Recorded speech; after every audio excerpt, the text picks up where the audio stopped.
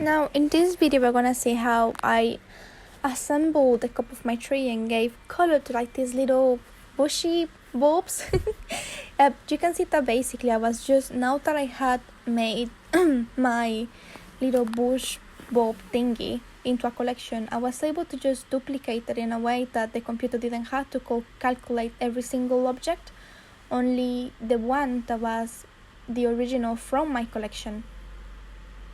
that originated all the other objects from the collection. So the way that I did it is that I just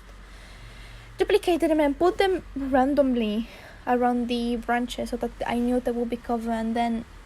I moved them around. I scaled some of them,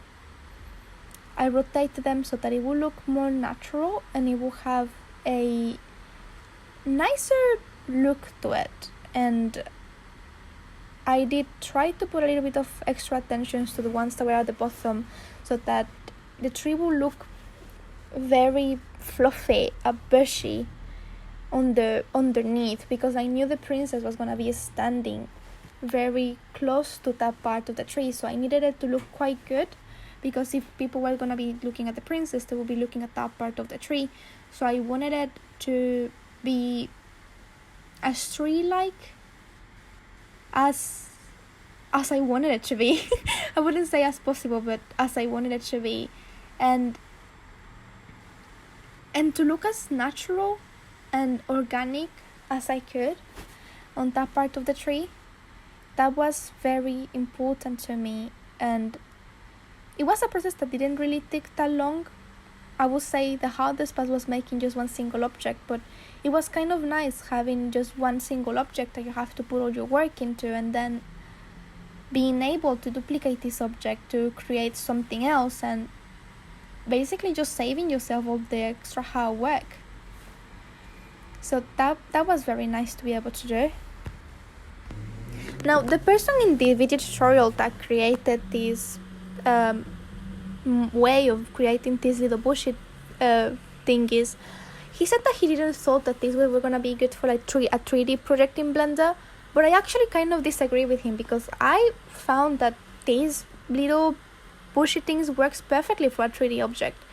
In the video, the last 15 minutes are about making this 3D object into a flat object that then you can use to create a background. But I found that wasn't necessarily the best thing to do for this project, and that actually it was more versatile than even the person that had created it had envisioned. And I feel like I really managed to make it mine by finding ways of using it in the way that will serve me and not the way that he intended it for. And the next thing that we were gonna do in this part of the project was give color to these little bushy things, because obviously they cannot be left being this white grayish shade, even though I did shade it quite well. So the way I did that is that I added a image into a plane, so that then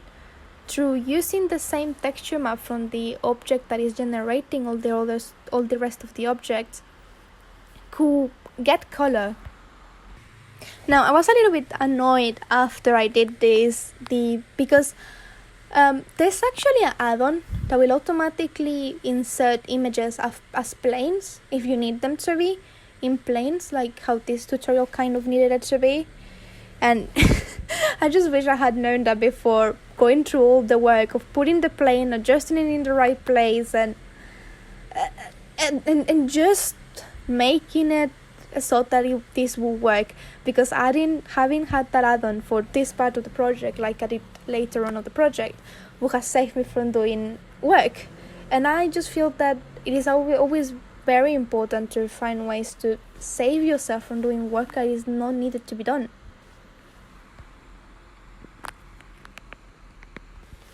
Now the reason why it was important to have the image as a plane is so that Blender will recognize it as an object, and I will be able to select the colors like how you're now seeing me do, that I'm using the same gray gradients that I created in the last video, and just using it to guide me where I want to select what color for my tree. And then another thing that this gentleman did on his tutorial that was very interesting, and I did as well, is that if you do, I have a second color ramp, and this is because the purpose of it was to be able to use one single object to generate one object that could have different color gradients, one that were darker, one that were lighter, and have as many of them as we wanted or needed for our project, so that we could create, like it was his objective, a forest. Now, I didn't need it for that, but I still did it because I still want to have the freedom of use this in the future to generate other trees. And having that one object that generates everything for me is